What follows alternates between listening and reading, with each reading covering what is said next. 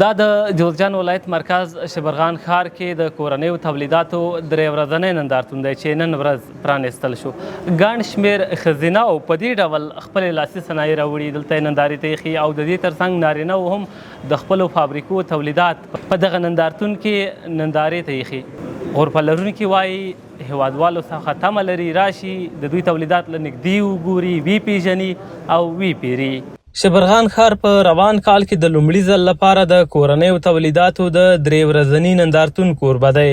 د دې نندارتون په پرانیسته کې د جوزجان والي وویل کالونو وروسته افغانستان کې د پانګونې لپاره زمینه برابره شوې او صنعتکاران د لشته فرصتونو ګټه واخلي، تولیدات دې وکړي او هیواد دې ځان بسیاینې ته ورسوي. این زحمات شما ما را به خودکفایی میبرند، چون بعد از 40 الی 45 سال امروز افغان‌ها توانستند که به خاطر ترقی وطن، به خاطر پیشبرد وطن کوشش میکنن و اختراع میکنن، یک تعداد تولیدها را در داخل وطن از مواد وطن جور میکنن تا اینکه وطن ما خودکفا شوه. جوزجان ولایت کې د کورنیو تولیداتو د نندارتون جوړونکي وایي موخه د هیواد د تولیداتو ته وده پراختیا ورکول او بازار موندنه ده څو خلک د وطن تولیدات وپیژني او ملاتړ یې وکړي. په همدې حال کې ځایي مسؤلین بیا د صنعتکارانو په ملاتړ ټینګار کوي او وایي چې جوزجان کې د صنعتکارانو لپاره هر ډول اسانتیاوې برابرې کړي دي.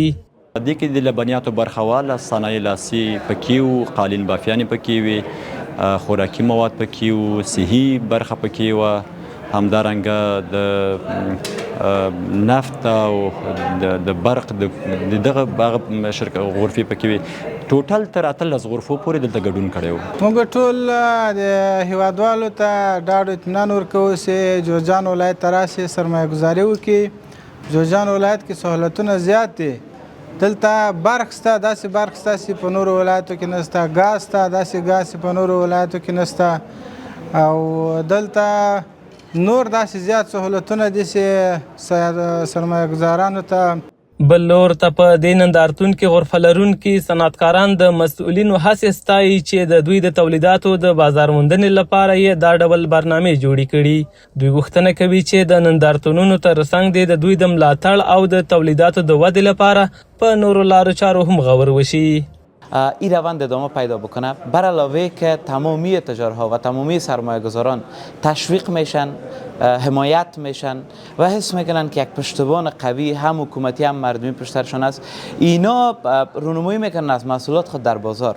اینا اشتیاق زیاد پیدا میکنن به کار کردن و اینا در حقیقت روحیه بالا به خاطر تولید و کریتیویتی و هم نوآوری در داخل جامعه پیدا میکنن. هموطنان بیاد مثلا چیز کنه که با این چیز آشنا بشه، که دکاندارا چیز کسب و کارا مثلا این آشنا بشه که به چیز دولتی ما این است که مثلا که بیشتر مردم تشویق کنه، بیشتر بیاره. مثلا د یادولو وړ ده چې په روان کال کې دا دویم ملي نندارتون دی چې شمال زون کې تر بلخ وروسته جوزجان کې پرانیستل کیږي. مسؤلین یې وایي په همدې میاشت کې به د دې زون یو شمېر نور ولایتونه هم د ورته نندارتونونو کوربه وي. زیارل کوزی، امید راډیو، جوزجان.